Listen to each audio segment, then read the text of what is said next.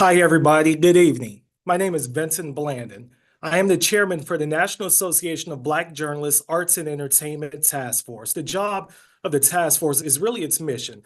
We are to provide professional development, advocacy, and jobs for a guild of more than 100 members. Tonight's webinar is just about some of the things that we do. So I would like to welcome the group from Albany Road, the team and the cast behind a wonderful project. Thank them for being here. I would like to welcome them into our family, but you see a familiar face, Lynn Whitfield. She's already been a part of our A&E task force because she's been to our events several years. Now, I would like to hand it over to our moderator for the evening, my co-chair, Katia Woods. Katia. Thank you, Vincent. I am so thrilled to be here with everybody to talk about this fantastic film. For those of you that don't know, my name is Katia Woods. I am the co-chair of Arts and Entertainment. I am an entertainment journalist and film and TV critic. Let me tell you a little bit about our esteemed panel for those of you that may not be familiar with some of these wonderful artists. First, we have Miss Lynn Whitfield. Ms. Whitfield is an Emmy Award winner for the Josephine Baker story. Some of you may know her as the feisty First Lady on the former television show Greenleaf. She portrays Paula Henderson. Welcome, Ms. Whitfield. Thank you. Next, we have the director of this wonderful project, Ms. Christine Swanson. She, as many of you know, directed, or may not know, should know, that the Clark Sisters, First Ladies of Gospel, which was Emmy nominated, as well as Love Under New Management, the Nikki Howard story, and many more. She is the writer and director of Albany Road. To keep it in the family, we have her husband, who's also an Emmy winner, Mr. Michael Swanson, and he is the producer of this film. Before we delve into a little bit about the film, let me give you a little bit of background. Albany Road, again, is written and directed by Ms. Swanson. The film stars Tony Award winner Renee Elise Goldsberry and Ms. Whitfield, and it follows a New York executive who shares a rental car during a bad weather with her ex-fiance's mother. This ensues some interesting, as we say, fireworks.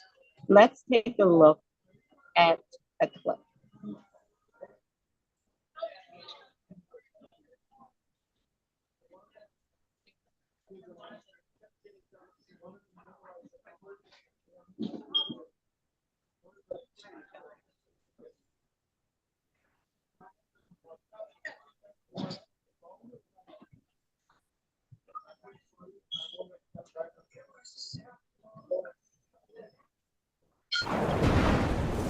Paula! I got $20 if you can lose that chick. Paula, wait! If we lose this one, I can't afford you anymore. Me? Back in the room? Come on. Rumor has it my job is writing on you landing this account, so good luck, Celeste. Oh, no! Oh, what's wrong? Don't let her see me. I am riding in this car! Fine. Then assume your role as my driver. I am not moving until you put on a seatbelt. Talk about the odd couple, right? I hope we're not too much trouble. No trouble. Kyle? Celeste. I know, it's totally random. It's a crazy coincidence. I always say there are no regrets in life, only lessons. But you can't always play it safe. Well, Mom, say, Mom, everything happens for a reason. I know what I said to you, but you're not hearing me. Yeah, that's Paula. She tends to be very territorial when it comes to her son. Your actions hurt people, and you can't always fix it after the fact. I don't know what you're talking about. We come face to face with what we fear the most, or what we want the most, and sometimes you win. And sometimes you lose. What was I supposed to do? Is everything all right? Call me when you land. Now might be a good time for you to tell me why she isn't your wife. She was the old you before my mom got to her. I can only imagine how all of this looks. Are you happy? You sound like you have completely flown over the cuckoo's I am not going down without a fight. Oh my God! Wow, Celeste, you sound a little bit stressed. I hate being powerless! You are not! Where are you? I am on my way.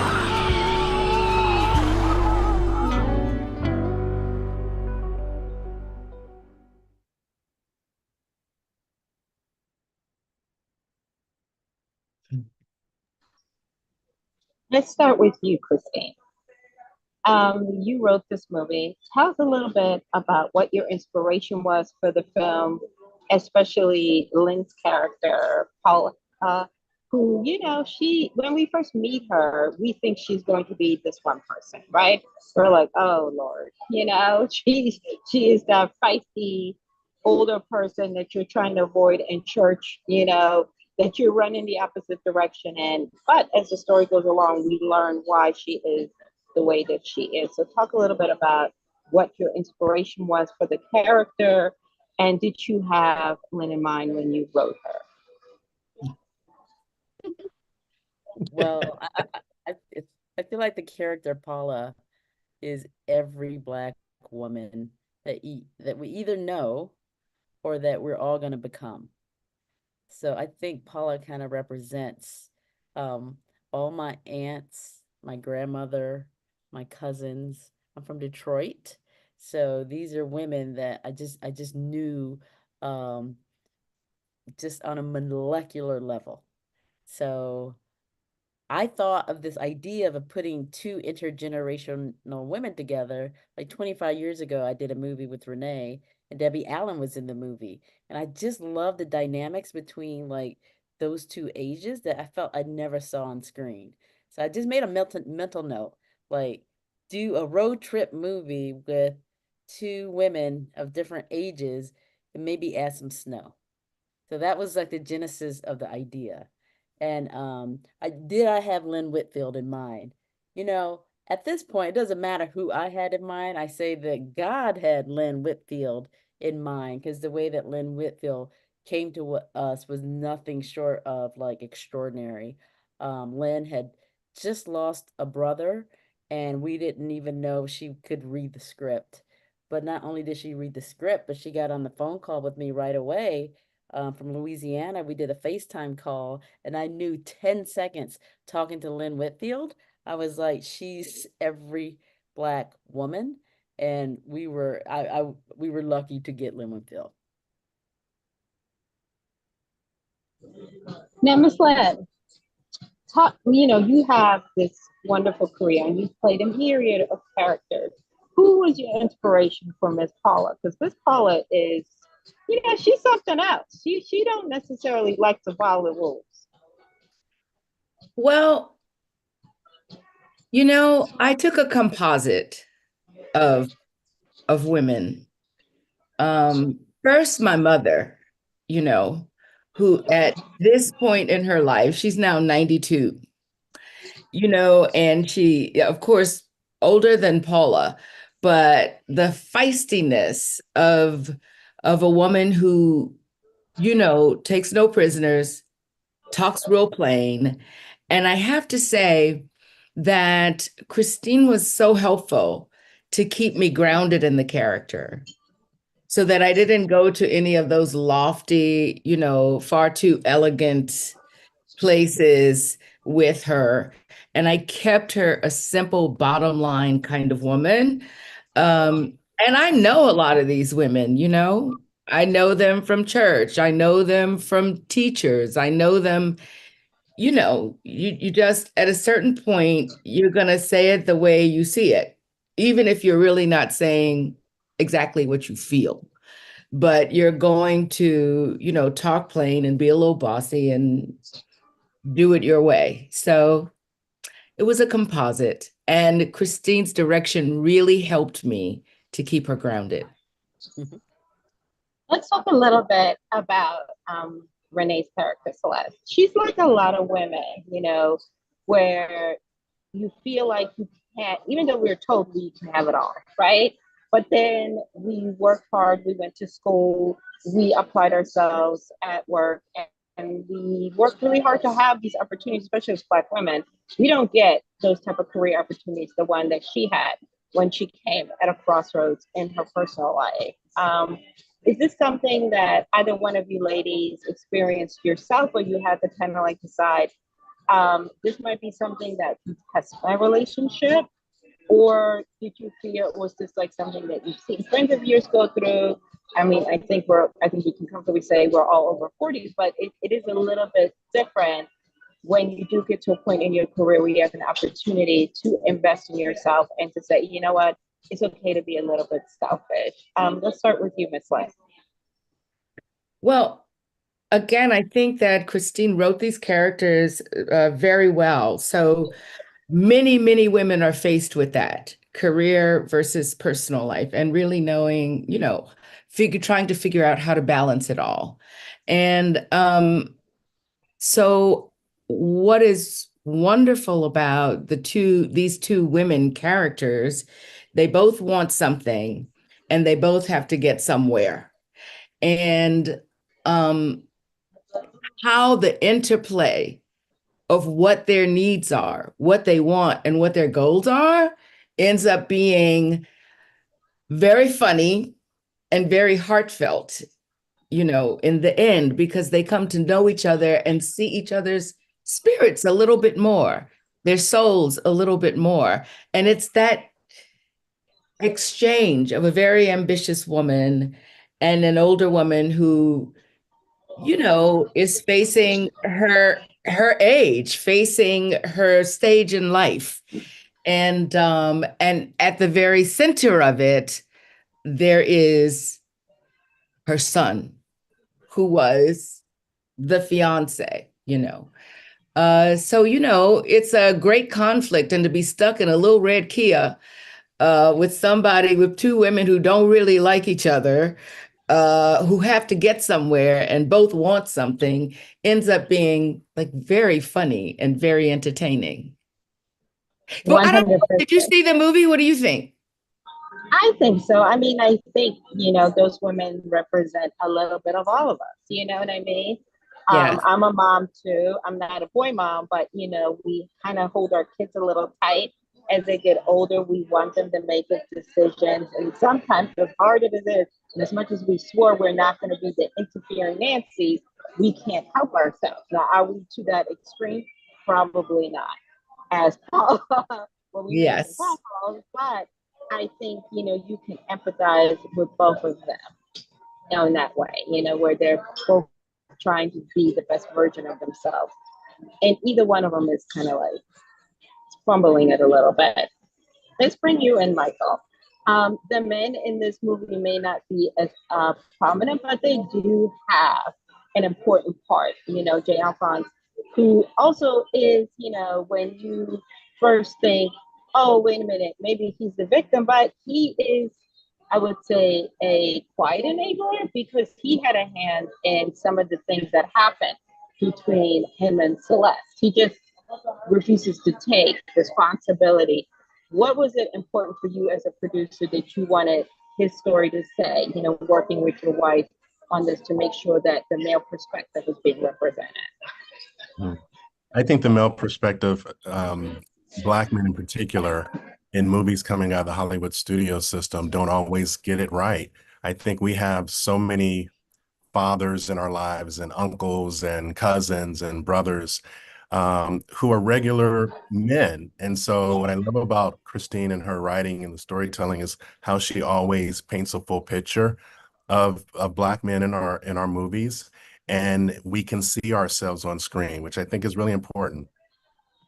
Now, did you and Christine talk about this fact? Because again, one thing I appreciate about this film is that normally the woman gives up everything for the man, right? It's just understood that she's supposed to, and then we cue music, and then we get to the part in the relationship with this resentment later on. But in this particular case, she asked him to adjust to make their relationship work, and he's the one who dragged his feet, So talk about that aspect. Was that something that the two of you discussed, or was just something that came to you organically, Christine? Well, it's interesting factor of life imitating art. Maybe I gave up a little bit of time in my career to have the 4 children that my husband wanted, and here we are. with four wonderful children. All of them worked on the film. And there's a realization that you don't give things up. You just take time in seasons to do things. So the payback, I suppose, for giving up some of my time was my husband agreed to 100% finance this movie with our own money. Let's talk about that aspect as well, because I think that's really important, right? For those of you that are not familiar, the average studio film costs $20 million. We're not talking about the dunes.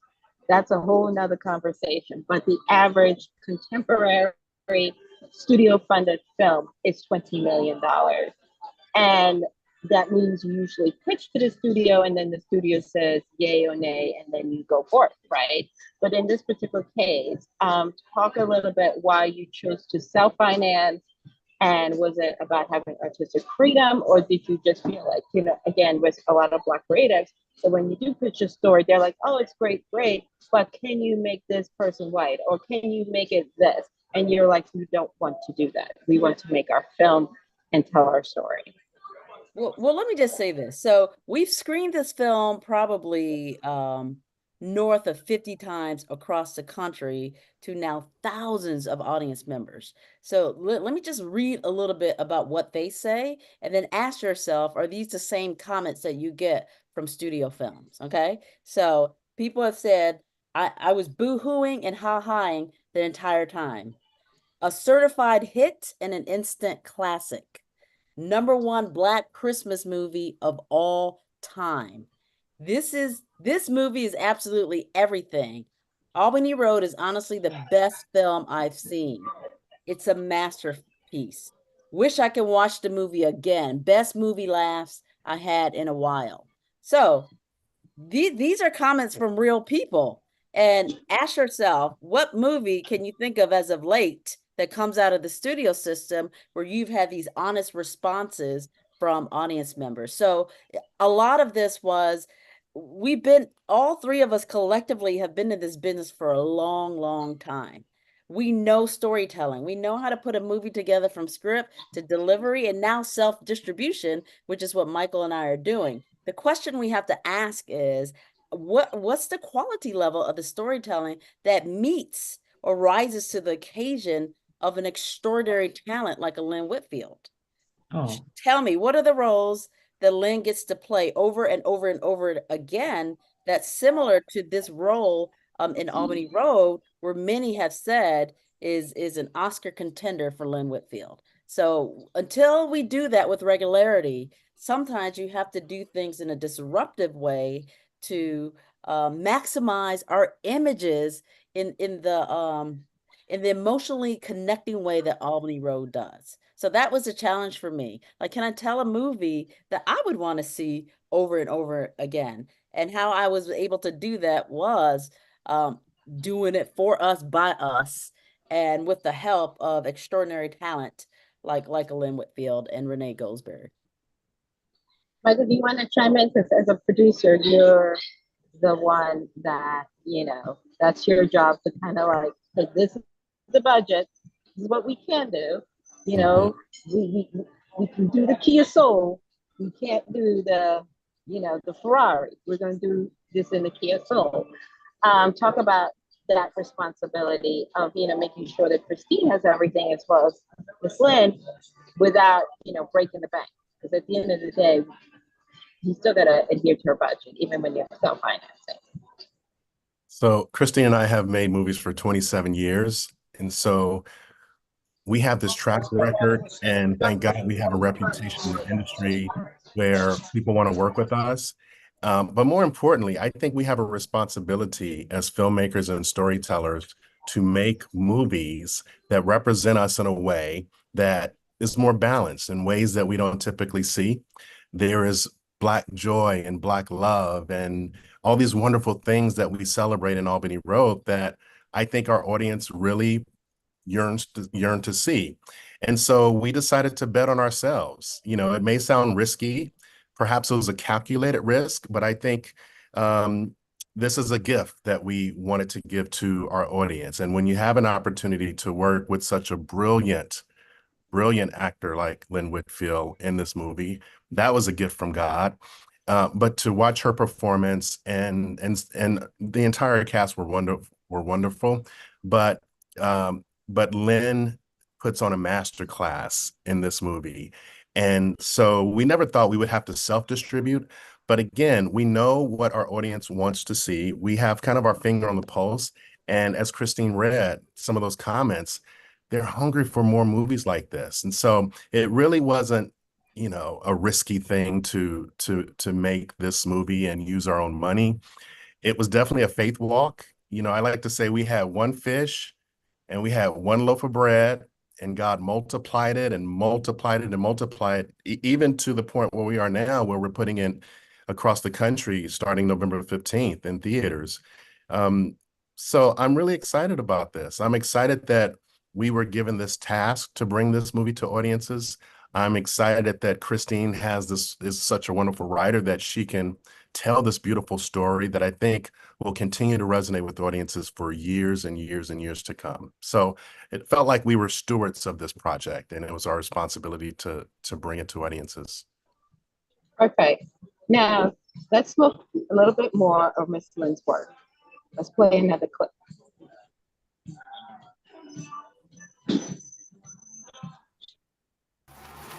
Okay, give it more gas. More. Giving it more gas. There is no more gas. I am trying to give it gas. It's not moving. All right. Oh, God. You gotta move it. Why me? Because you were the one driving like a maniac, not me. We need roadside assistance. We need a tow truck, a out AAA. here in this wilderness. I don't know what else we can do. You're gonna move it. You were the one who hit the poor thing. You said somebody else killed it before I did. Whatever. It's not gonna move itself. Okay. Fine. I'll do it. I'll do it.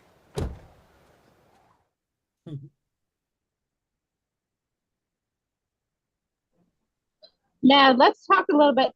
I just have an impression. Was the Kia Soul like an accident? Because I feel like the Kia Soul and the fact that it's red is like the unsung character. And it's also not the best vehicle in the snow. The idea that this was the only thing left for the two of them to rent, which is giving very planes, trains, and automobile type of aura. Talk about that. Was that just something by happenstance, if you were like, oh, let's put them in the Kia Soul? Nothing's by happenstance in filmmaking. So it was specifically decided it was supposed to be red, and it is indeed a character in the movie. Absolutely. Now, Miss Lynn, when you and Miss Renee were in this car, you're already, first of all, by the time we saw this clip, there was a lot going on, right? You had decided that she was going to drive you. You had decided you were going to control what was going to happen in the car. Then, not understanding why she may not want to be, or maybe you did, but not caring because you're like, we're going to do this my way. Talk about how much fun it was to be in the car with her, creating this tension, and how many times did you break character? Because I just feel like, both of you are real lovely ladies, but you were really like, as they say, working her last nerve, where she already did not want to be in the car, and then you're going to have all these stipulations. So here's the thing. Christine wrote a circumstance, the situation created all the drama and all the humor. And what was so great is that Renee is such a beautiful actress and such so generous and spontaneous. So it was joyful for us most of the time. I mean, sitting in the car freezing wasn't always the most fun, but it was joyful for us because almost immediately we had this trust as artists, as actresses together.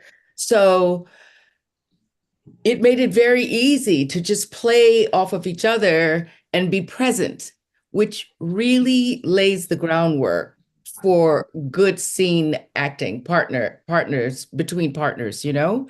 I wanted to add to what Christina and Michael said. What also was so joyful to be a part of a film that was not reactionary to anything.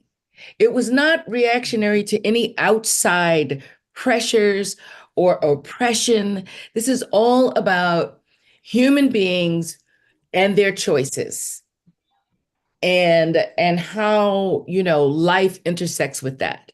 So it was really about us, you know what I mean? We could sort of luxuriate in just being interesting people who are Black people and enjoy all the spontaneity of it. I mean, you know, and everyone, everybody, all the performances are so magnificent. I mean, yes, it's me and Renee, but every actor carries their weight in this movie.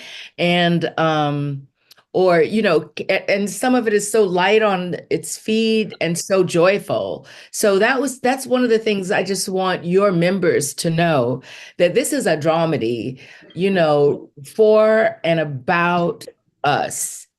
That I don't think there's a moment in the movie that, as I've seen audiences see it, where they're not feeling something, where they're not humored by something or feeling empathy for someone, compassion, looking and say, oh, how silly. But they're really engaged the whole time, because we really don't see these characters very much, you know? The character of Billy, you know, in the film. I mean, we don't see many, you know, sort of backwoodsmen, Black men in film anywhere, and we won't give a spoiler away of what he does. But I mean, you know, just a chopping wood and, you know, very sort of eccentric and in his own space. I mean, it was such a joy to play in this and not be responding to any other race, to any other circumstance other than the circumstances that the characters had to play, you know? That was a long answer, but I really want the members to know that as much work as I've done in the world, there's very few opportunities that really good actors get to just draw interesting characters that aren't responding to anything other than their creativity and the words on the page, you know? 100%. And we would be remiss if we did not discuss Jay Alphonse. Most of you probably know him as Little Murder from P-Valley. And this is a completely different role. And he is a wonderful actor. And it's so nice to see him utilized in this capacity. Talk about what it was like working with him, Miss Lynn, and playing your son, you know, and having the opportunity, you know, just to show a different side of his house. Well, first of all, when I saw him, and because I was a huge fan of him on P-Valley, I did not know he was a trained theatrical actor, right? I had no idea. And I saw him across this yard, and I really thought he was a rapper.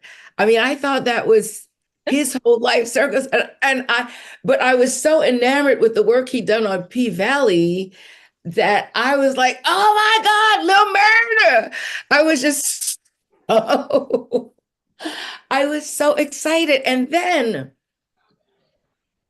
when we started working on our scenes, he's really quite a concise, sort of disciplined actor, you know? Much more concise and studied than I would have thought. Nothing is unintentional in his work. And it was an absolute pleasure to know that this character that I was so enamored with, that was played by someone who is an amazing artist. So you saw, he's so different in this film. And so it was joyful because we were, you know, two thespians in a sandbox, you know, getting to draw some characters that we don't often play. I mean, you know, I can count, they always say Lynn Whitfield plays a lot of things, but she never plays broke. Well, in this, the simplicity of this woman, it was liberating for me. And I think it was liberating for him to play, a college professor, who's looking for, building his career in a college professor's career, and being in love in this sort of classic way, because he's very romantic. It's a romantic comedy, it's a dramedy, and it was so fun to play with him. I can't wait for us to do something else. Great. But with that, let's take another look at Albany Road.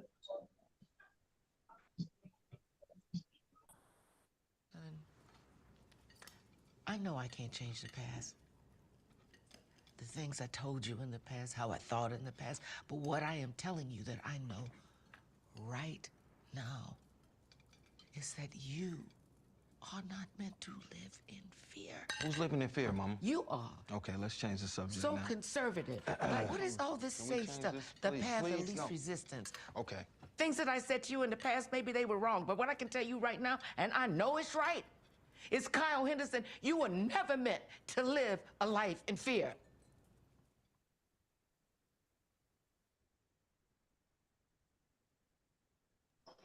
Now that scene, there was a lot going on. And once again, Christine, was it your intent? Like, for instance, even the food. I love how you, even though this movie doesn't take place in a lot of different places, but in the spaces that it does occur, it's very specific, like that dinner scene, right? You have a whole bunch of stuff going on between these people. And then on top of that, you threw in the type of food, what was cooked, that type of thing. Was that also something that you were like, okay, we've got all these people dealing with their interpersonal relationship trauma, and to add a little bit more fire to the pot, let's make the food really, really something different, another character? Was that something that you thought, okay, they're already tense, let's add on, make the food a little bit more tense? The goal is always to create conflict in storytelling. So what we had was an epic dinner table scene with 8 different characters and everyone having their own interior life. And then he's mad at her, she's mad at him, she don't like the food. It's like you have all kinds of conflict just happening all at the same time at this dinner scene. So everything was orchestrated, but what I think every actor brought to the table was the honesty of their interior life. And then you kind of juxtapose that with different angles and everything that's happening, and you create something like explosive. And part of the humor in this is really Lynn's character drives the humor at the table, because she doesn't like the food. And I don't know that people know this, but I really think Lynn is one of the funniest comedic actresses I've ever worked with. Now, I agree. The facial expressions alone, that dinner table, I think, even though you had dialogue, a lot of it was just your face, which is, again, something we know of grandmothers. How many pages was that? Excuse me. How many pages was that scene, Christine? I think we were looking at 13 pages. 13 pages. That's almost unheard of. And for your members, all writers, most journalists, and they have to see it, because it was just all there, and everybody knows. I mean, this is another version of a family holiday dinner, and that resonates within our culture clearly.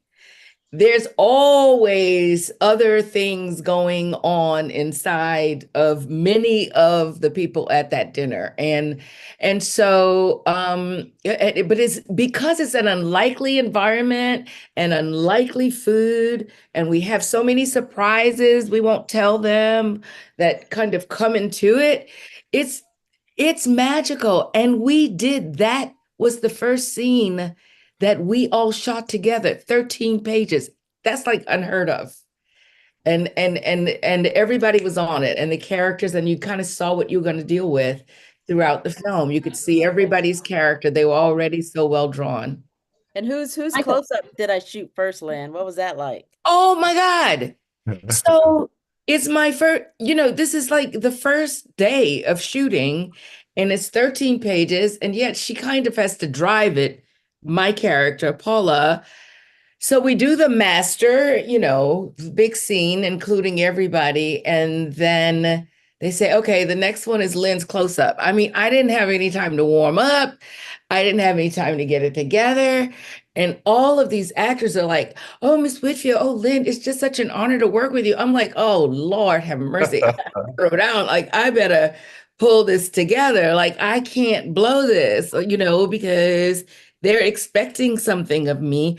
And also to try to find the truth of her right away, because the eyes, are the windows to the soul. So those thoughts and all of her had to be there, even though we shot it. Why did you do that to me? I know, I'm sorry. In hindsight, was it that it was better? The room was lit that way? It was lit in your direction first. So it was, and so we started with you and we moved around the table. So Lynn being at the head of the table, we started with her. But the beautiful thing is, honestly, Lynn set the tone, because that was the first day she worked with all those actors at the same time. So all those actors are looking at her, knowing we're shooting her close up first, and she kills it. And everybody's looking like, oh my goodness, I better bring my A game to rise to the level of what Lynn just did. So it worked out. Lynn set the tone. Well, Can I just say, I was going to say, Michael, what was your thoughts regarding the dining room scene? That is going to become an iconic scene in cinema. And I just have to say, yes, this is an independent film, but the movie feels like a studio movie. Just because of our experience and the excellence that we expect from ourselves and from our department heads and crew and cast. And we shot about 17 hours of footage in that dining room that was then edited to, I don't know, maybe 8 minutes. But we had coverage that you typically don't get on an independent film. So everything was done just top notch, top level. And I'm just so proud of the movie, and especially that dining room scene. So much happens in there. It's like a dance, so much is going on. And you should be. And shout out the hair and makeup, because I think, along with your talents, Miss Lynn, the hair, and like when we first meet her, the hat and the hair and just, the coat, like all of it helps inform that even before you said anything, we need to go the other way. This is not the lady you want sitting next to you on the plane. It's going to be something else. I also want to remind everybody that is listening to this on the various different streams that if you have a question for our panelists, to please put it in the Q&A chat box so that we may, we're going to start going into it so we can ask a question and engage you in the conversation as well. But again, I do want to say hair, makeup, again, that lets you know the two different women, who Paula is and who Celeste is. When you meet them, she's coat, very refined, matching hat. Paula is just, a fireball and doesn't care. And it's just like, this is who she is. And this is who you're gonna, this is who you're gonna consume, whether you like it or not. And as you said, Ms. Lynn, you have always, been more on the glamour side. How much fun was it for you to play someone a little not so cool? Because, sometimes we don't want to be nice. Sometimes we want to lead with, I don't feel like being bothered today. It was terrifying. I mean, because in this movie, there are moments when I don't have on like a stick of makeup. And that is not, you have to still think about building and drawing a character and the truth of someone when I'm not, I'm not quite used to that. So it was a little scary. And then it was so liberating And I think it helped me to just go for it. And Christine had this, we had this code for me whenever I was getting to, the part of Lynn Whitfield that, is closer to a Diane Carroll type than, and she'd say, okay, folksy, folks, right. Just coming back to this real woman who has real things to say and just different from me, different from many characters that I've played. She doesn't rest on the laurels of style and glamour or any of that. So it was liberating, I think I had fun. I mean, I think I'll be a better actress for it because we never stop growing. I mean, it's all a work in progress, the instrument that we have, right? And so I think it added something to my talent, and my abilities. Thank you, Christine. I think part of Lynn's performance that people have to understand is think of like a Daniel Day-Lewis, right? We think those actors are kind of extraordinary because they strip away whatever we think Daniel Day-Lewis is, and then he becomes one with the character. Well, I saw Lynn do this in real time. And where she had moments where she's like, you sure I don't need makeup right here? I'm like, I'm sure you don't need makeup. And she just went with it. And you saw her stripping away whatever artifice that one could normally bring to playing a character like this. And she really got to the heart of who this person is, so that we can have an experience with this person that is deeply affecting. And that doesn't happen if you're playing loud Medea type characters. It happens when you're actually quieter and you become you become one with intentions of this person, and then allowing their humanity to just take off. And I saw Lynn do it with the character. The makeup thing was one thing, but she also did it with the wardrobe. Lynn would go shopping on the weekends to like thrift stores or Target, or is it Walmart? Like Lynn would be Walmart killed it for Miss Paula. I'm telling yes. you. Lynn, talk about how you found pieces that became a part Oh of yeah, I found pieces. I think it was very important to be very comfortable with the pieces. So her crocheting, I think I found at a thrift shop. It was like it had to feel the whole texture of the whole thing. It had to be a part of her, The coat had to be character. The cap that I wear was my cap. And Christine said, she would wear that cap. Okay. You can have my cap. She said, that shawl around your neck, that's the one. So it was really, we built her. I built her with Christine, Love it. And well, we have, go ahead. Sorry, go ahead. No, go ahead, Nicholas. No, but I mean, I think that's what a great director does. And she did it for each and every character. And Michael at the very top created an environment where there was nothing to worry about. Everything would be solved. It would be okay. Christine created the creative environment where we could all take chances and go for the joke, or let whatever happen, whatever it was, just roll along with it. And I want to tell you, this is such a beautiful African-American family. At some point, each one of their children came on that set and they were helping. I mean, Luke was going through lines with us, and Cole was making sure things were fine. And so everybody had a job. It was a family. And when I walked on the set, let me say this one thing to all the members. So I was like, Lord, they're not paying. This is really an independent film, but I like the story. But when I walked on the set the first day, I could not believe that where all the money went was to put it on the stage, so that the environment that it looked like a studio movie, so that also is so moving to me, that we really did this as an ensemble all together, and the magic and the humor and the drama and the human exchanges, it all comes out of Stuff for Us by Us.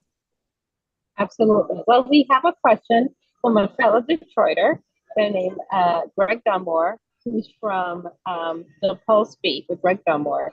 He said, I have seen the movie and have advanced and promoted it from Detroit. When you win the Academy Award in the Image Award, what will you say, Ms. Whitfield and Christina Michael Swanson? Please give us a sneak preview of your acceptance speech.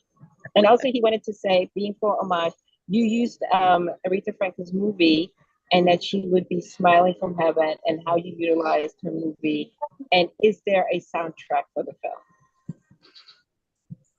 I want to hear Lynn's speech.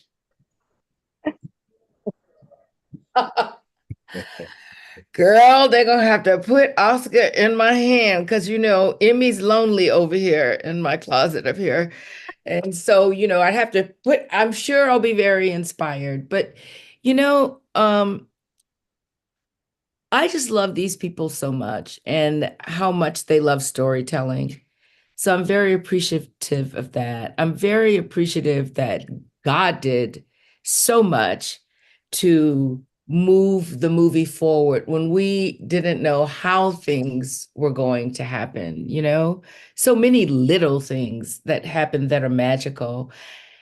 And I'm just grateful. I'm grateful to continue to tell stories, and that people continue to be interested in what I have to say and keep following my talent.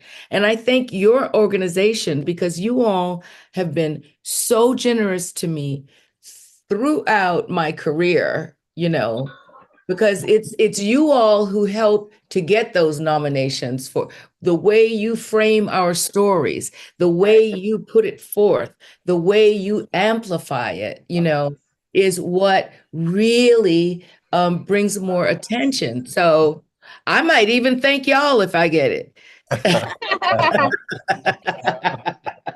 Now, Mike, I'm going to put you on the spot as a producer and make sure that you let the people know, because you didn't, as much as you love making it, you do want to make some money back on it. So tell the folks out there how they can let their audiences know and how they can support the project. Yes, thank you. Well, Albany Road is going to be in theaters in many cities around the country, all of the major cities where we have a lot of beautiful Black folk living in. And they can find out which AMC theater. And in fact, tickets are on sale now. You can log on to amctheaters.com and put in your city, and you can see where Albany Road will be playing. The official release date is Friday, November 15th, but there's been such great demand to see the movie that AMC has decided to start running it the evening before, on Thursday, November 14th. So 7 p.m. on that Thursday, November 14th, you can go 7 o'clock and see the movie throughout the country. We also have a website, which is albanyroadmovie.com, where all of the individual theaters are listed.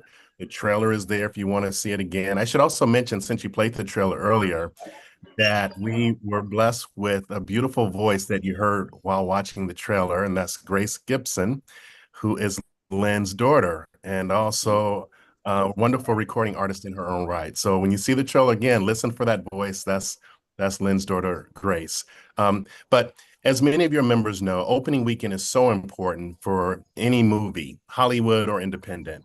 And so I encourage all of your members, as they write about the film, as they're led to write about the film, to really emphasize that it's important to come to the theater Thursday night, Friday the 15th, Saturday, November 16th, Sunday the 17th, and support us. Because for Christine and me to be able to continue to do this, we have to show that audiences want to see these types of movies, and we can get our money back. But more importantly, we will be able to continue to do movies like this and give these gifts of storytelling to our audience. So thank you for, first of all, having us. Thank you for the support. It's so important for us. We don't have a big Hollywood marketing budget. It's really the wonderful word of mouth that we've received that will make Albany Road stay in theaters, not only through Thanksgiving, but God willing, even through Christmas. Such a wonderful family film and a holiday film. We're grateful for your support. So great. Absolutely. We have another comment. This is from Lawrence C. Patrick III. He stated, "This looks amazing. Can't wait to see it. Congratulations on the film. So much excellence represented on this call. I look forward to watching Albany Road." And Epiphany Annette said, "Lynn Winfield is such an amazing actress in everything that she's in." And again, I just want to emphasize a little bit what Michael said. You know, box office is super, super important. Thursday night absolutely counts towards the weekend. So if you are not a person who enjoys going like on a Friday night or on a Saturday, you can go on a Thursday. That does count towards the box office. And a lot of you are tired of seeing a certain type of film. So let's make sure that we go out and tell our audiences. And this is something the whole family can see. There is nothing going on in here that you can't bring younger members and have to like hold their ears, hold over their eyes. It is very family friendly. Grandma can come, the whole family can come. So you can make it, you know, a night out at the movies. You know, if you haven't been for a while, make this the one. I believe we have another question. Let's see.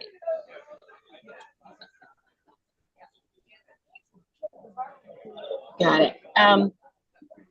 Let's circle back. The question was, can you share with us, Christine, what made you, I mean, obviously you're from Detroit, but in the particular scenes that you used Aretha Franklin's movie, music. Sure. So my whole life, I have seen Aretha Franklin music used in movies ad nauseum. And most of those movies don't have us in them. And just being from Detroit, and in that nobody asked me to direct the Aretha Franklin movie, which I really wanted a shot at. I thought this was a way that I could pay homage to somebody whose music meant so much to me. And so I picked the Aretha B-side songs because I just wanted to show all her songs are great and they can enhance the storytelling. So they were kind of written into the script when I started writing it maybe 20 years ago. So I always wanted to use Aretha Franklin. Now, Aretha Franklin ain't cheap, right?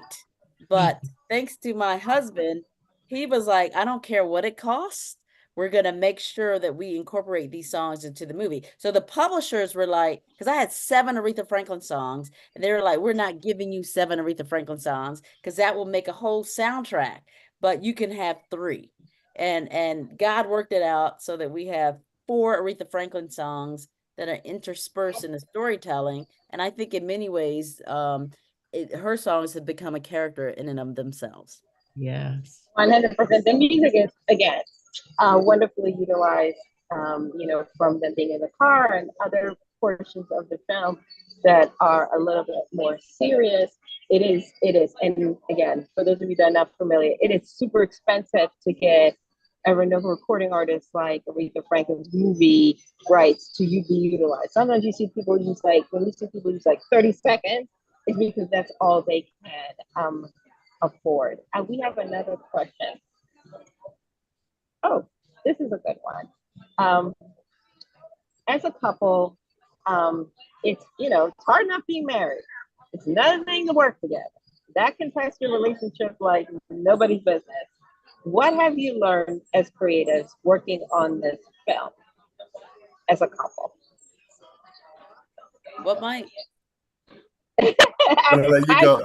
I know. I was gonna let Christine go first. And he's like, no, I want us to have a peaceful dinner tonight. Well, you know, so okay, you go. Okay, so Christine and I met when we were 17, right? Years before we knew that we would even have a career in movie making or being in the entertainment industry. We kind of grew up together. I went to her senior prom. So we know each other so well. She's my best friend. And I think working together creates the opportunity for us to to tell stories that we know are important to tell and stories that she and I want to see out there. She is such a great storyteller, and I do pretty well handling the business and all of those things on that side of the our business.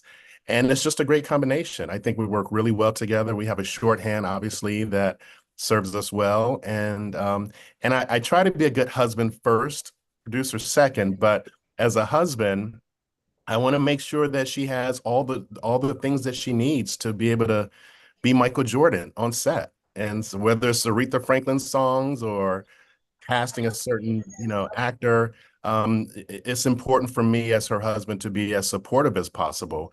And thank God that he's blessed me with the skill set to also be a pretty good producer.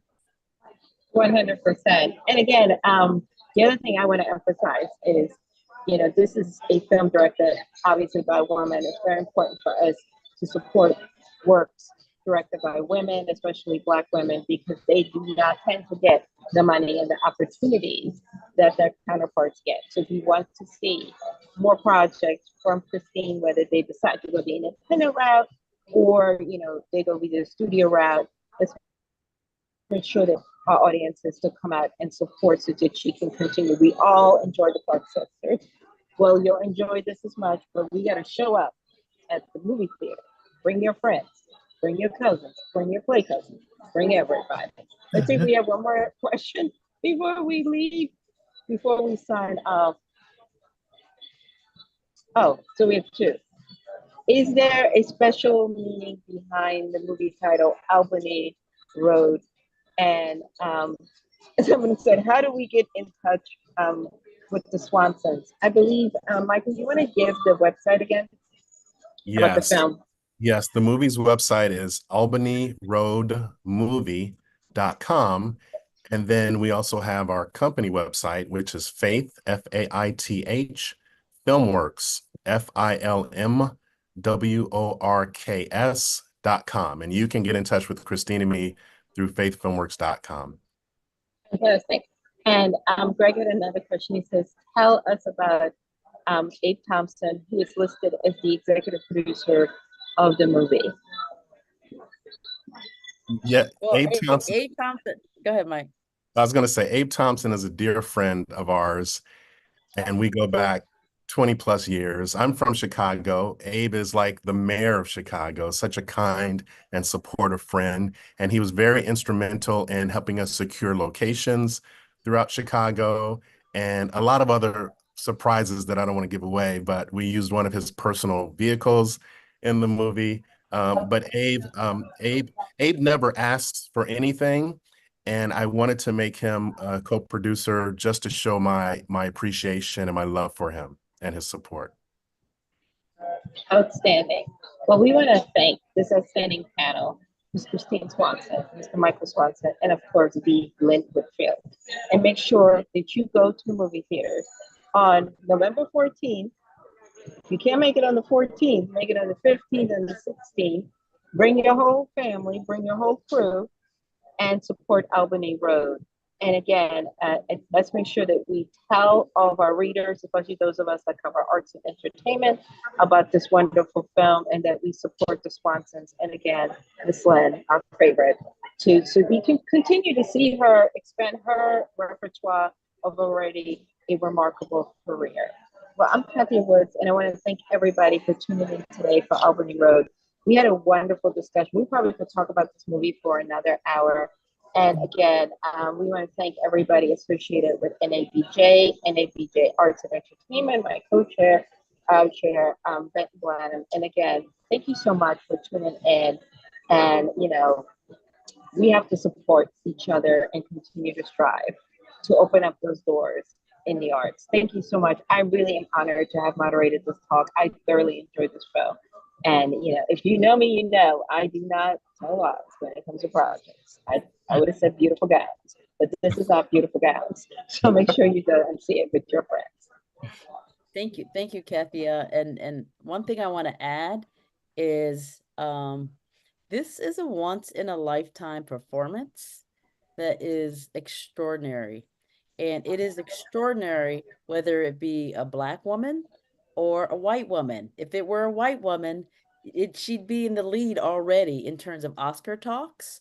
And I just believe we have the power of the pen as journalists to frame the narrative. And the narrative is, this is, to me, Lynn, her best performance in her career, and it is not to be missed.